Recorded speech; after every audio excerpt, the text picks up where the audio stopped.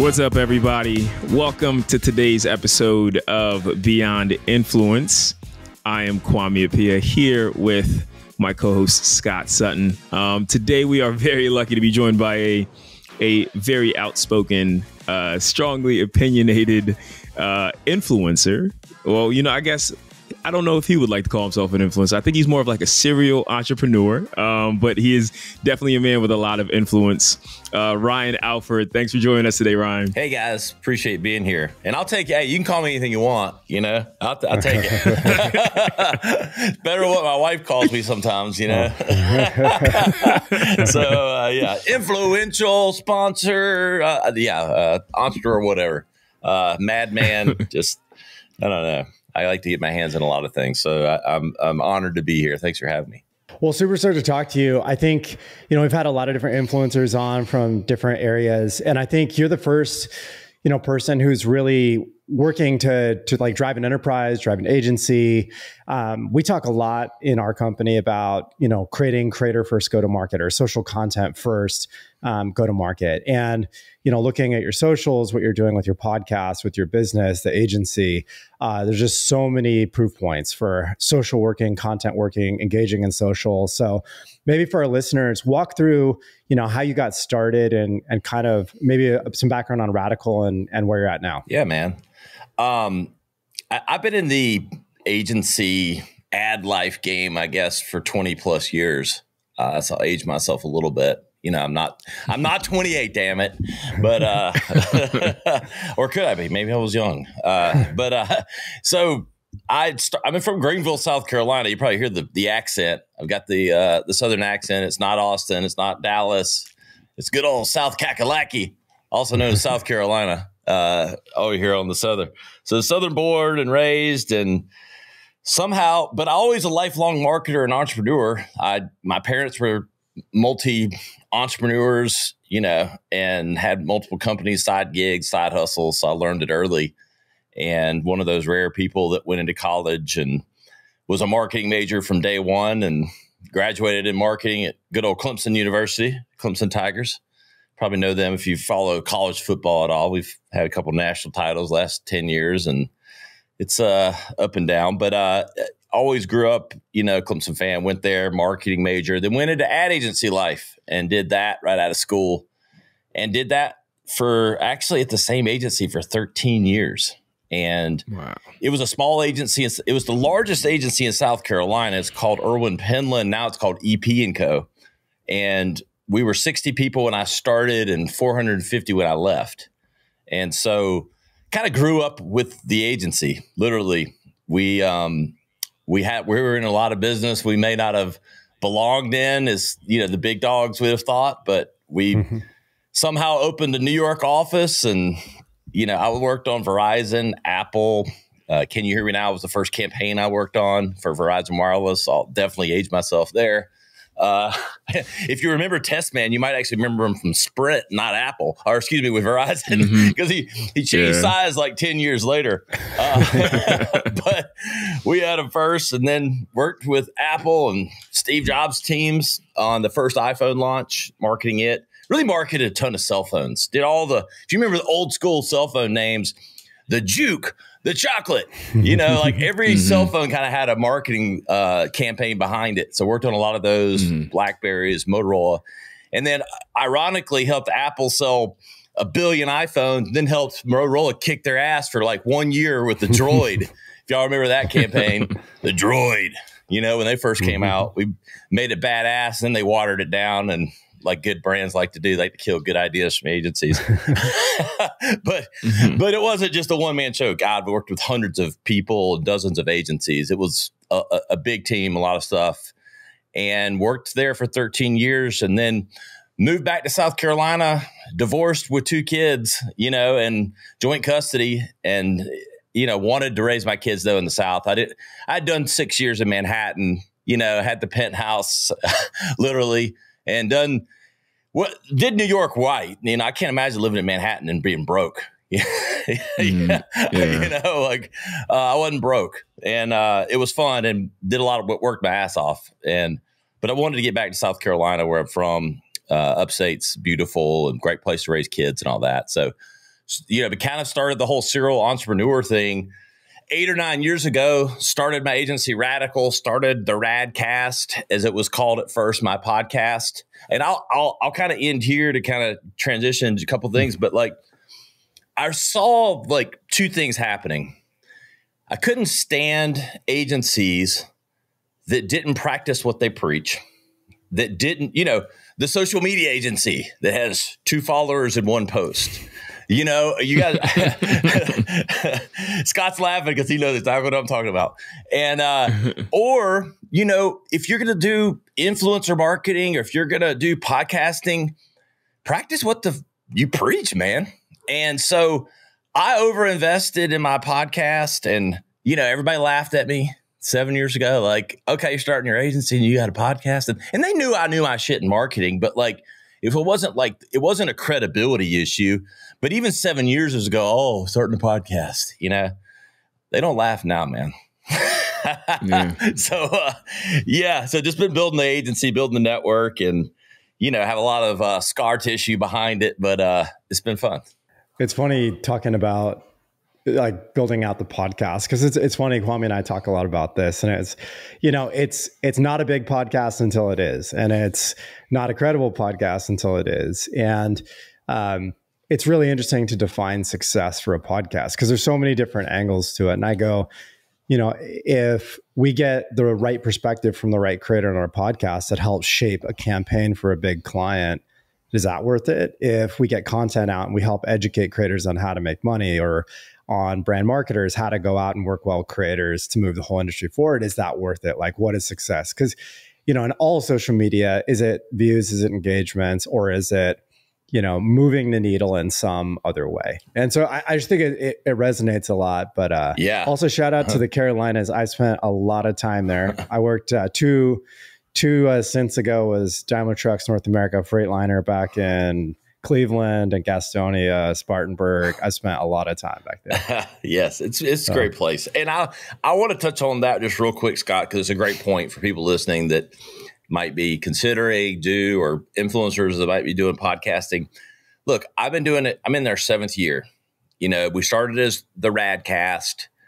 We're now right about now with Ryan Alford. Changed the name because we had the Radcast network and didn't want confusion of a show and a network having the same name. But we have the trademark and all the IP on the Radcast network. And so, but look, for 2 years, we had 100 listeners and 99 of them were my mom. I mean, like, hitting repeat on the download. Son, I'm going to get this popular for you. I listened to it 3 times today. I'm like, thank you, Mom.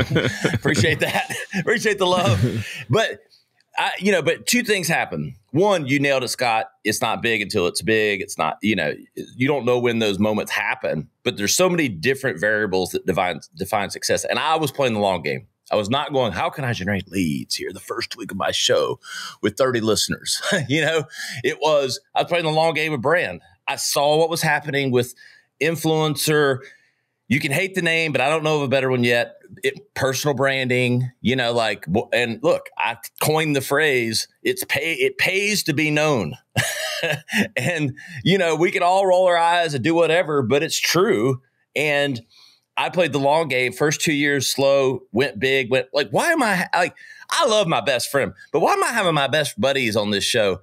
I've got a Rolodex as big as anybody's. I'm like, all right, it's time to open it up. And so went bigger, invested more. And then I don't know when that switch happened. Downloads started to pick up, rankings, all that stuff. But look, it's it's an overnight success in 7 years. Yeah.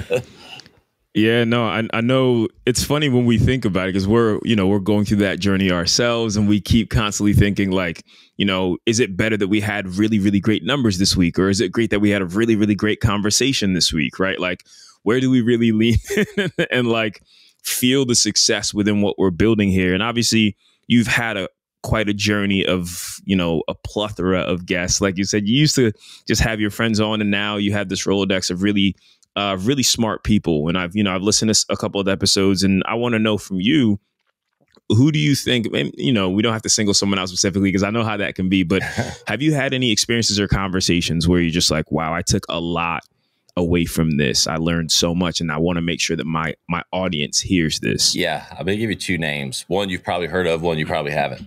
So Grant Cardone, I have had on my show. He's promised to come on again here soon.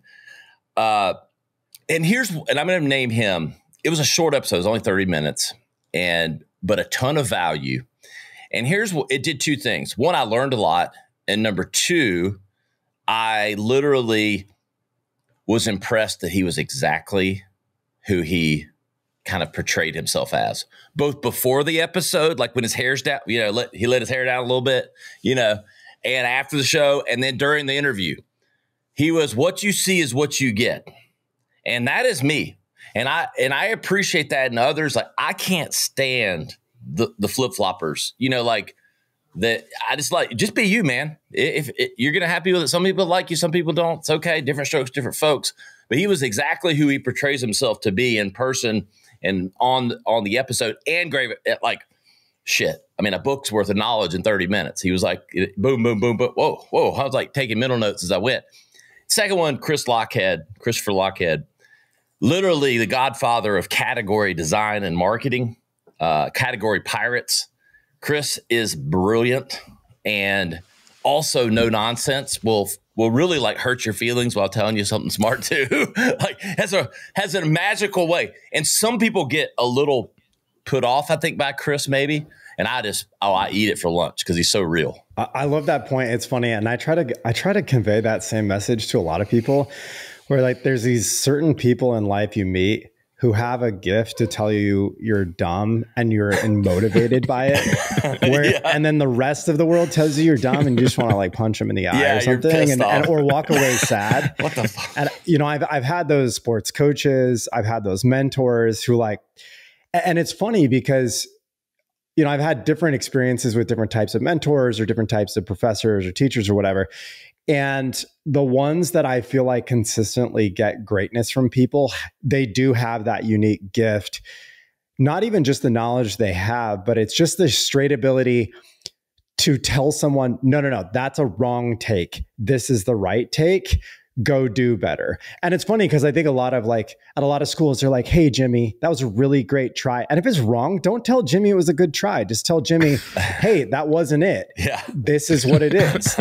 and I think like it's funny because Gary Vee had thing the other day and he's like, there are things with wrong and right answers. There's a whole lot of the world that you can like choose and navigate, but there are some things that that's clearly the wrong answer. That's clearly the right answer. And we shouldn't be afraid to say that is the wrong answer when it's clearly the wrong answer, because it helps people like move faster through the process. And, I'm all for self-discovery and all that, but at some point, just picking someone up and aiming them in the right direction in a tough way with their best interest in mind is helpful. Yeah. And that's Chris to the T. And I think it's, so it's a gift, like you said, to be able to do it. But I don't know, you never grow or never learn if you don't hear what you need to hear. And, Chris preaches, all about category design, like, own your different.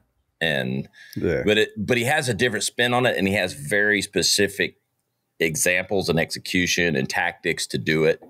And a lot of people don't do it because it's hard as shit, but, but look, Gary's been on my show. I mean, there's names I could name. Mark Randolph, founder of Netflix. I mean, I could name 50 people. We just hit episode 500 last week. So just did that. I mean, that's an accomplishment. And I will say this, guys, as you do it, sometimes we're kind of terrible, I think, sometimes about stopping and appreciating certain things, like we're always pushing to the next thing. And I'm that way, being an entrepreneur and owning multiple companies now, like, okay, all right. It's kind of like you get the gift on Christmas and, the next day you're like, okay, all right, what's next? Like, I don't know, appreciating the accomplishment and, what it took to get there and reflecting. And, it's an honor to be able to do it and to have, the voice to do it and people that actually want to listen. So, I try, that's not lost on me. I mean, I think it all comes back down to, like you said, when it comes to the people that you had in your Rolodex, when it comes to the people that listen to you, right? The people that give you advice, the people that, all the way through, there's different forms, different levels of community that all come together to create the people around you that like your foundation. Yeah. You know, and you've obviously taken a lot of time to curate what your community is. And it's really funny when I look at our invite even to have you on this podcast, right? We had a decent amount of people. We had like 4 or 5 people on the invite, right? And that must mean you have quite the team behind you. And you started this whole thing by yourself, but and you know, you started at your last company at, like you said, you know, employee, what, 60? Yeah. Yeah. Right. Yeah. And scaled it up from there. How many people are now behind the Radcast network? Well, honestly, it's a good question, Kwame. It could be 100, but I managed 100 people in New York and about died doing it. And you know, you had direct reports. I didn't have 100 direct, but like underneath the org chart. And so about died doing it. When I started my own agency, boutique is what I wanted to be and stay, because I've learned, you know, at least in the agency world, bigger, you don't always make more money getting bigger. You just got more headaches. And okay, well, your valuation is going to be, well, you know, if you know what you're doing with the right revenue, it depends on what game you want to play. I'm not looking for the 100 million sellout, you know, so I intentionally have kept us anywhere from 12 to 20 people and hyper focused on what we do. And we're kind of in a little bit of a growth phase right now. I could see, but we'll stay under 30. I'll go ahead and tell you that right now. And so with the network and things that we're doing, but it's intentional. I don't want, you know, and it's hard to find, you know, great people that, you know, want to be here and that have the same, you know, interest, and like, it's not easy managing people, and it's probably not something that I wanted to bite off. I'd rather scale in different ways. And so I've got the multiple businesses is how I'm scaling that aren't all driven by employee revenue. I love kind of your sentiment around keeping things small and having, you know, full ownership and control. It's really interesting. I have, you know, a lot of people in our community that I talk to, and I think everyone idolizes these big Fortune 500 companies and having like a VP title. And this guy's like, I was the best Cutco knife salesman in the country. I've got like 200 guys under me. I have exclusive rights to engrave every knife. I make millions in free cash flow every year. And I work like 10 hours and I've got a brilliant team to go do it. That's 20 years in of hard work. And just like you, it's 7 years, you know, into that journey. But you're going to have a consistent income. You have full rights to that cash. You have full rights to that business. You can choose where you want to take it. Whereas others, you're driving an agenda, you know, for leadership, for investors and others. And both have their place. But there is something to be said for that kind of smaller, more self-contained kind of free cash flow, where you can control higher profitability. You can take money out of the business. You can fund growth. You can do whatever you want with that. There's a lot of freedom. And that's what I've done. Hey, Scott, you nailed it. 100%. Yeah. That should be a highlight clip right there for how to keep it and why to keep it small. But literally, I've taken money out of the company, invested in other things. You know, it's sort of a holding company now, Radical Inc. We've got the Radcast Network, Radical. I've got a company called Vibe Science that I do a second podcast on. That's a media company in the holistic wellness space. Vacay, which is a plant-based supplement company. And so it's all of those. So I've diversified within the one platform. And so on paper, it hasn't grown much, but it's just diversified across different companies. And so that's been the strategy, because I have done the manage 50 to 100 people. And you know what? My biggest important thing, no one tells me. I go to every game, every practice. I have 4 boys under the age of 15, and I am at everything. And no one tells me what to do. Not a single client, not a single anything. And I love them all. I don't mean that disrespectfully, or like we're in the service-based company, but Ryan Alford's number one, if you go take one of those scores things, like your personality is freedom. And I got plenty of money, but my time I don't get back.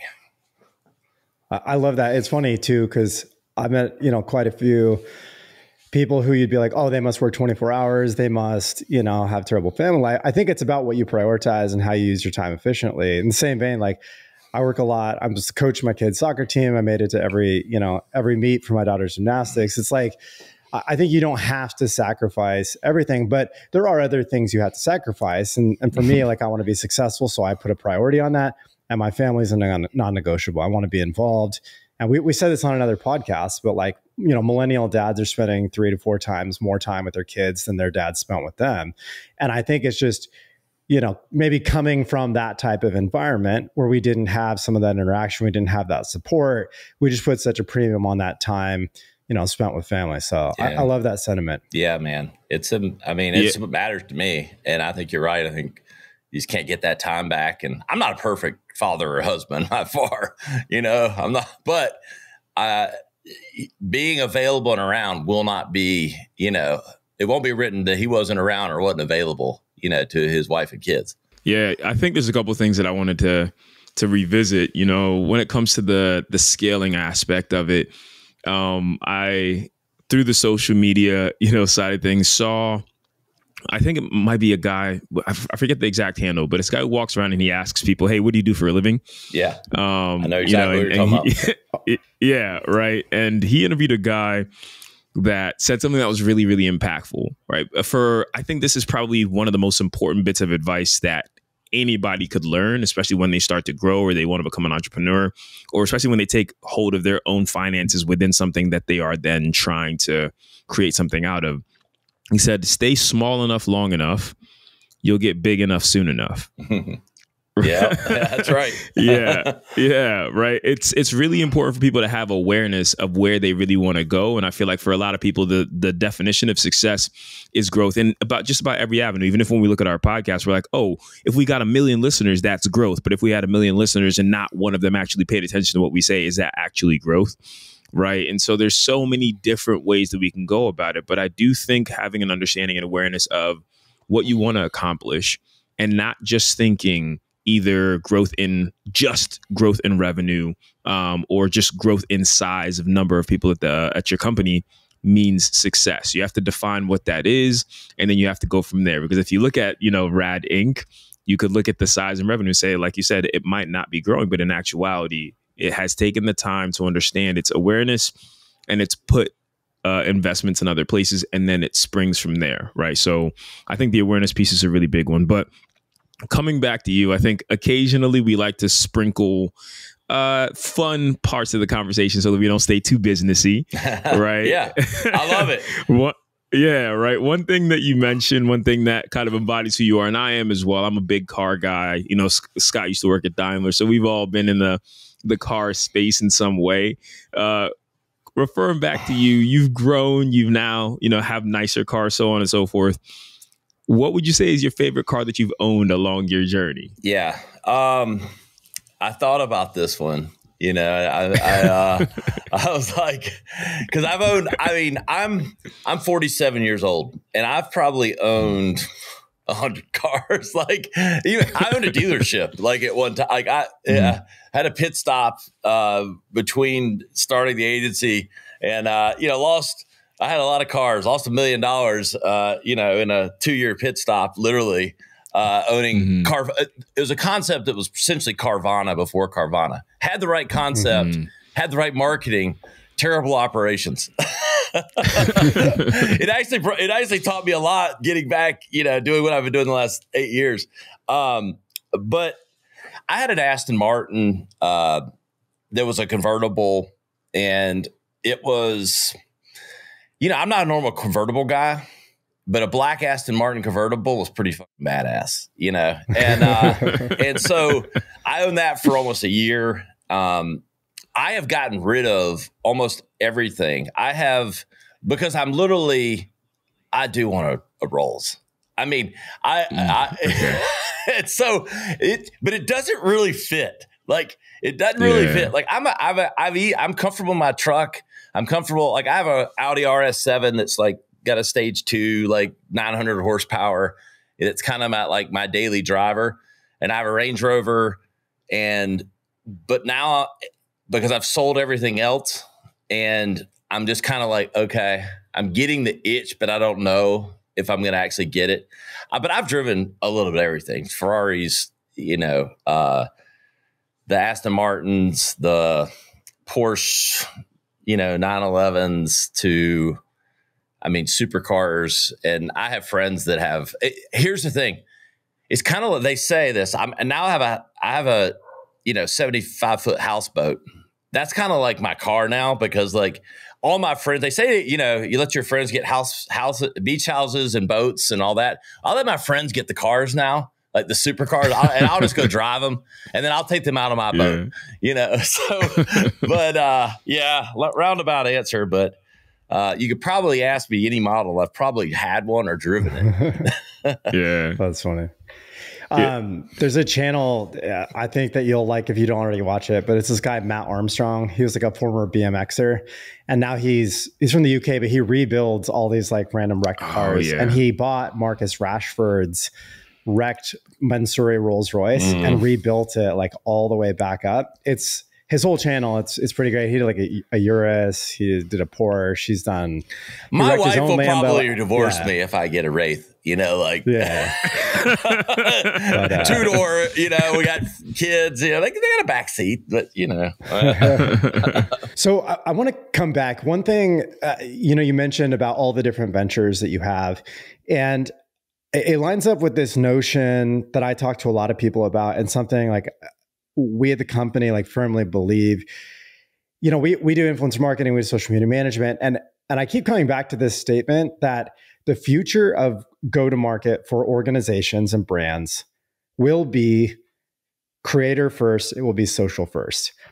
The effectiveness of marketing is stronger. The connection is stronger. The authenticity is stronger. No one wants to hear your old ads, your overly scripted marketing materials. And the other kind of notion with that is build an audience and then, leverage that audience to go out and sell a product or drive a great business. And I think what maybe speak to your journey about like how you've built an audience, and now you're using that audience, you're using that brand positioning, that notoriety to go out and, turn it into additional opportunities for yourself. Yeah. I'll say this, like if that kid asked me what I do, I would say I use my talents to generate leverage for future opportunity. I'm a leverage engineer.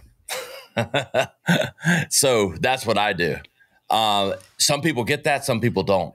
And leverage engineers don't worry about today and tomorrow. They're playing the long game. And it's brand engineering.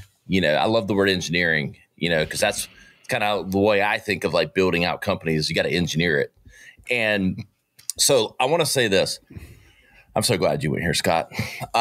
So you think about like media 10, 15 years ago, even when social media was around. Facebook's older than everybody thinks it is.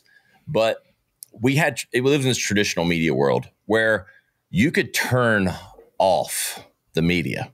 Yeah, there's outdoor boards. Okay. But that's not in your face at all times. So you turn off the TV, you turn off the radio, you go do whatever, right? So two things have happened, proliferated. Smartphones, the TV that's now in everybody's pocket, and social media, blowing up. And so we live in an always on world. Your media is always on. You don't turn it off. There's a voracious, unending appetite for media and content. So in a world that's always on, there's always opportunity. But if you aren't entertaining, educating, or worthy of that time, they will swipe up, swipe sideways, or whatever, because the gig is up. Consumers know they're being marketed to.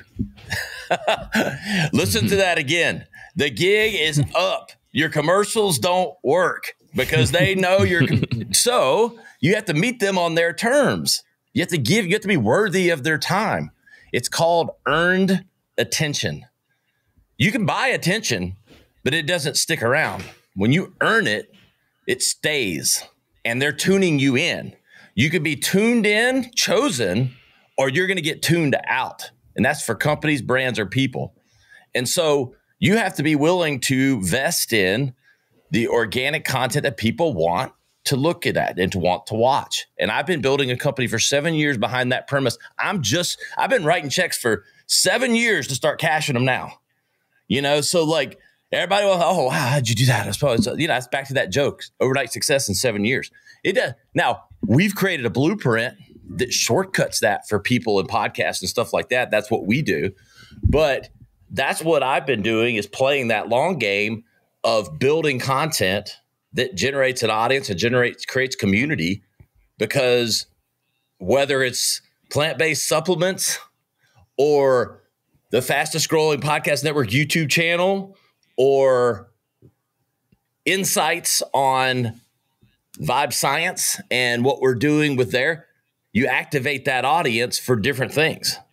And you got to play that, but you don't immediately turn it on. It's rented land, owned land, and bought land and all that stuff. And so, again, it creates leverage for long-term. And that might sound like a negative word. Oh, leverage, taking advantage of people. No.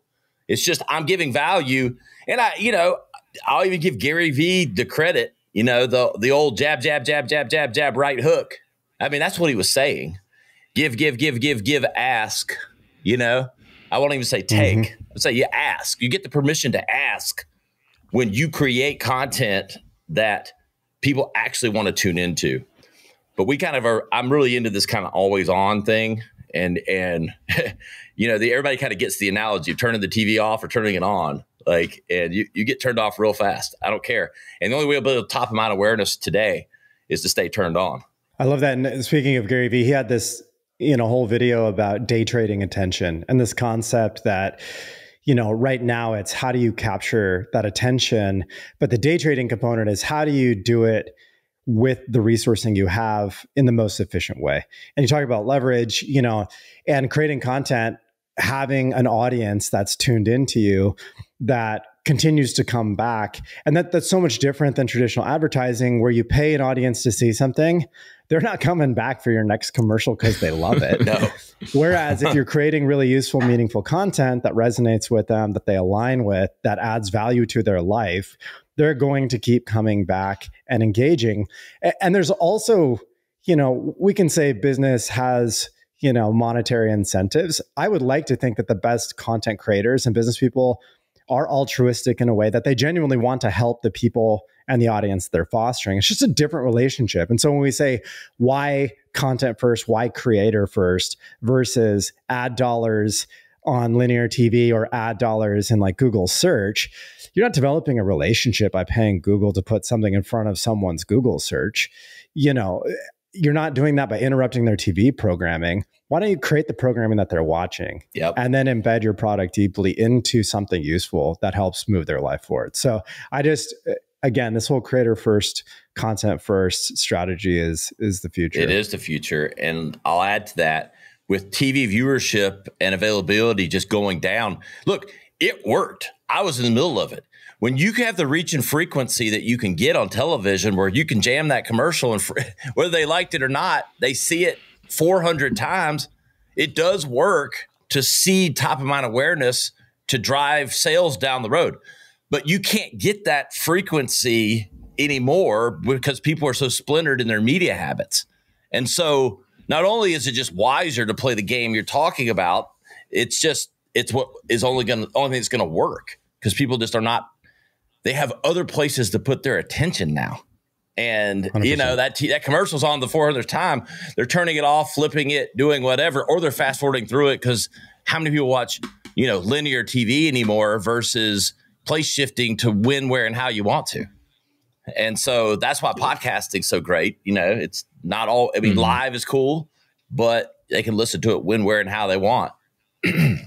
Yeah, it's about meeting your audience where they reside and making it the most convenient for them. I think when you think about growing a community and kind of just starting a foundation, I saw something, I forget whether it was on LinkedIn or Twitter. I don't know. I'm just getting information from everything nowadays. But one guy said that in order to start a company, this was their process before they ever started a company, maybe a year prior, what they would do is they would just start creating, they would just get together, have, incubators, whatever you want to call it. And then they would just share information and constantly post it as on a social network. right? Yep. So the relevant information from experts being shared around social media to gauge the interest, right? So before a product is released or even announced, or people even know that there's a concept of it, for a year, they're starting this conversation. Next thing you know, by the time that year is over, they have 100,000, 200,000 followers who are all dedicated to this topic and this subject and loyal to it. And then boom, you already have this incredibly loyal fan base and customer base who are now going to be interested in that product that you release. Right. And you've had conversations with them. You've listened to their feedback. And now by the time this product is out, it is something that they've all already been talking. So I think that that's a really important aspect. Like the product phase has been so reverse engineered now. It used to be just like bring something out and see how many people are interested in it. Now it's see how many people would be interested in it and then bring a product out that meets their needs. Yep. I mean, you build authority and, you're building, what you should have, and you're building brand before you have the brand, so to speak. I mean, is what you're doing. But it's also product research. I mean, there's so many use cases for social, like product research, audience research, it's endless to what you can do. And that's brilliant. And that's a lot with podcasting, same thing. Start a podcast that then you create content from. I mean, like Scott and I think you both have intimated at with podcasting, there's so many different variables of what's success of it. Even if you only ever had 200 people that listened, but you knew you were creating solid content that then was atomized. My favorite word is atomization of content, spreading that thing out. Yeah. Then that was useful use of your time, because a lot of people struggle with, I don't know what to post or I don't know what to do, but if you get on the podcast, it creates it. That's one of the reasons I started it.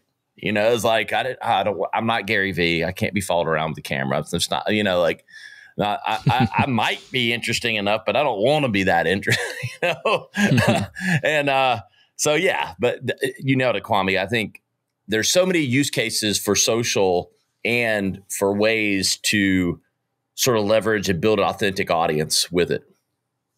Yeah. And, I think it is interesting when you think about where you go from there. You have, started on so many social media mediums. You are in so many different places. Now we'll get a little bit more like to that last conversation of that other social network. We'll talk a little bit about the numbers. Yeah.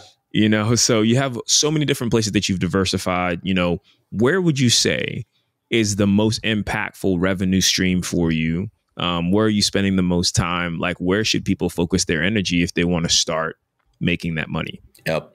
So for, influencers and, again, I'm going to use it through the lens of podcasting, because that's the one thing. And what's interesting is how separate, like at the big brands, how separate these teams are, because we bring them the holy grail with our sponsorship offers. You get me, you get all my followers, you get the podcast, which has a lot of crossover, but also different people that just might not be into social. And so, but what happens if you go to the big brands, they're so siloed. Oh, we can only talk about a deal for ads on the podcast. And, oh, your social post is for our social team. Anyway, another story for another day. But I will say this, like the biggest numbers is custom sponsorships for us now. Again, playing this game for 7 years, building the podcast, building the following, we earned the right to have these discussions with brands and selling that. And the ones that see it, and, one of our OG, I'm wearing their hat now, brandedbills.com. Go check them out. Hit that custom button. They make the best custom gear in the U.S. and custom hoodies, custom hats. They've been with me since year 2. And they were nothing then, and I was nothing then. Well, guess what? They are a lot of something now, and I won't say what I am, but I'm a lot better than I was year 2. And so they've been the OG sponsor with us and ridden the ride of leveraging those things, and they've grown and we've grown. But those custom sponsorships where you can leverage multiple channels is where the big dollars are. Everybody thinks it's in ads, programmatic ads. You can make that, and you can sell the one-off deals and all that stuff. But you want that integrated partner that's playing the long game and the short game.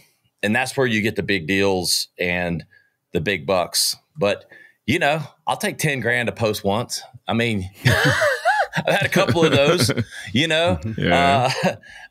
but I'll say this by counsel to other like influencers and stuff. If you start kind of bastardizing your brand a little bit, like if you're just doing 1 week, one post deals, every, 25 different brands, it sort of waters down everything else. I can't preach enough. You're playing that long game a little bit where, branded bills doesn't stick around forever if I've got 50 other merch companies or if I'm just in and out with sponsors every week. And so I've said no a lot more than I've said yes, but that pays dividends in the long run. I love that. And I love talking about the longer term partnerships that are really well aligned to your audience, to your messaging. It's really easy to create consistent content to build real authentic fandom from your audience. And yeah, we always encourage folks. I want to hit on something that you said earlier, because I feel like there's so many people who don't feel like they have a voice or they don't have anything to say. And I'll be honest, like there's days when I wake up and I'm like, what would I create content on?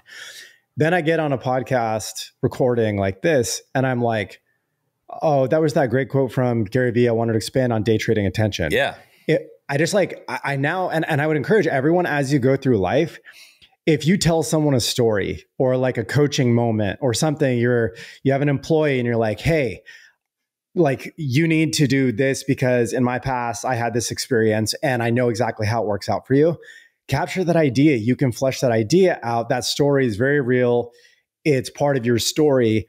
And I think if you do that enough times, you start to codify what you stand for, what your beliefs. And I think a lot of people also, they don't know what they stand for. They don't know what they believe in because they've never really thought about it or they've never really codified it. And it's funny because we talked a long time, like, what does our brand stand for? And I'm like, it's that the creator economy is the go-to-market of the future and traditional go-to-market is bad. And it's not a good experience for marketers. It's not a good experience for customers. So, but it took so many times of like, what do we believe in? Why are we doing all of this? And I think if you just start that exercise of capture these little placeholders, flesh them out, codify your beliefs over time, you really start to get this narrative. And I love what you said, which is like, I'm Ryan, I'm undeniably me. I've got my opinions. You can agree with them, disagree with them. Those who come into my network will respect my beliefs. They will respect my marketing prowess. They'll respect my hustle. They may disagree with me politically or disagree on other things, but if we can find common ground in these areas, then I can impart knowledge upon you. You can add value to my community. We can kind of move the whole thing forward. And I think that's ultimately what folks should be focused on in their content creation. 100%. And, I have a lot of friends and people that we may not agree on every political thing and I don't care. Like, I'm not going to hide how I feel, but I don't hold it against anyone. I'm an independent at the end of the day, but I did vote a certain way by the winner this year. But my best friend in the world is on the other side. Sometimes I want to punch him in the face for it, but I love him and it doesn't get in the way of us being brothers. But we're both real.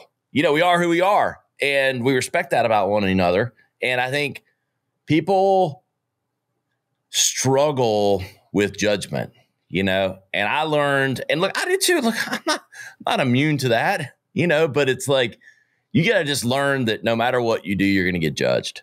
And I think the faster you can embrace that, the faster you can sort of feel freed up to be yourself. Yeah, 100%. I think when it comes to putting yourself out there, I think authenticity is a really big thing. And when we think about how it relates to your content, especially for people who want to or will become influencers, I think it's really important to just bring who you are into your content. You are, like Scott said, always still identifying who you are as a person. And especially when it comes to the content, it's like, what version of me do I want to give to the world? What's really going to resonate? What's really going to stick? I myself, when I became a creator, I became a bit more of an overnight, success in terms of like numbers. And when I got there, I thought to myself, okay, where do I go from now? Because I have this audience who just followed me from this story that they saw. But then from there, if I want to really become a creator and lean in, what is my niche? What do I become from there? And so I then had to look and self-reflect and think, what do I want to be? And I realized in this room that I'm in, I have, I don't know, 30 different jackets of different colors. I have sneakers all behind me. So I thought, hey, you know what? Like, I love self-expression. I love fashion. I love color, things like that. That's going to be who I am. I think it's really funny when we look at social media right now. There's a story of a guy called his hashtag or his handle is POV Dad, I think it is. And he cooks. And he just told a story. I think he has 1 million followers now, about how he quit his job and just became a full-time creator. He just started cooking for his wife. And then that took off from there. You will, I would say, in the next 5 years, see more success stories in life than you have ever encountered, because the barrier to entry has almost dissipated and everyone has the capability right in the palm of their hands. But you do have to start leaning in with who you are, what your interests are, your authenticity, see who likes it, aligns to it, see who wants to stick around for your story, and then grow from there. 100%. And look, the young creators out there, I give a lot of credit, because I did this at a time in life that was perfect for me. I don't think I could have done this. Not only did I not have the knowledge, I mean, I think some true wisdom and, losses, a lot of failures that give me the wisdom that I have, good or bad or indifferent. But like those 20 to 30-year-old, 20 to 25, I mean, like I'm doing this at the perfect time of my life because I'm comfortable in my own skin and I have what I feel like is something worthy to share. And I guess I can let it all go a little bit. But I really admire those younger creators that are able to find their voice early and to find those nuances in their belief systems and that sort of thing. Because if you ask me, like right now, what I believed when I was 25, I was kicking ass in the ad world, but I didn't know what the hell I was doing. I don't know that I knew what I believed. I just believed I was trying to survive and make my way, and so hats off to those younger creators, man, that can figure that out and I don't know, map it together. I love that. I feel like I tell a lot of people I have this test where it's like, if I don't look back 2 years and I'm like, man, what was I doing? Then I'm not growing. And yeah. Without a doubt, every 2 years, I'm like, man, I really thought I had it figured out. Yeah. So I think there's something to be said for enjoying where you're at, but appreciating the progress.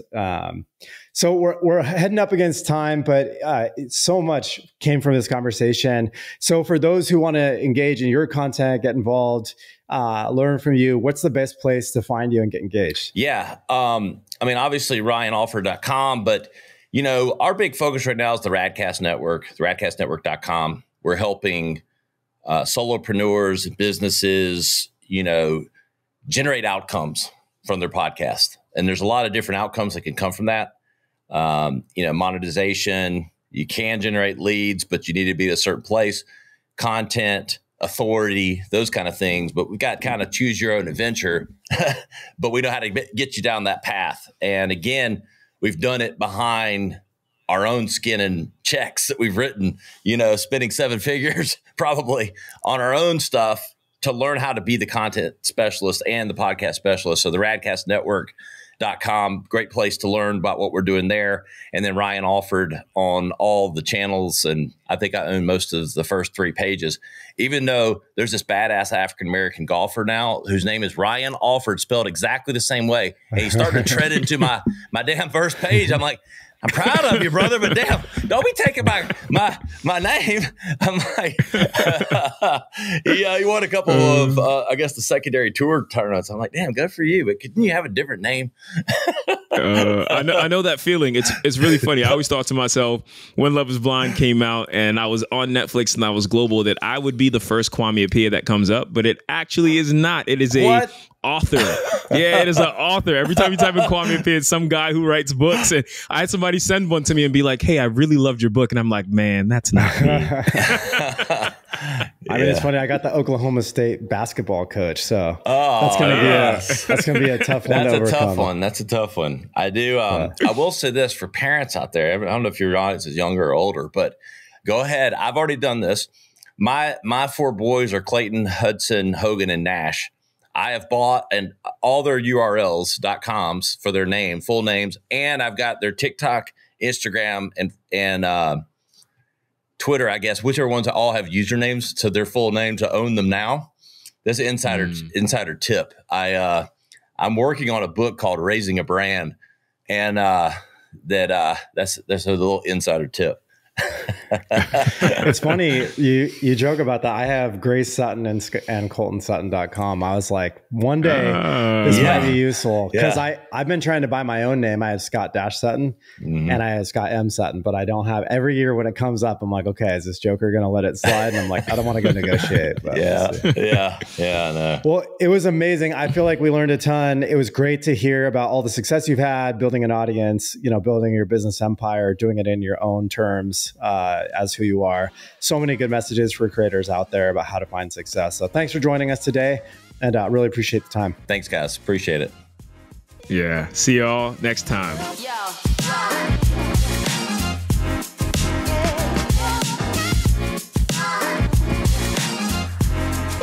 Yo.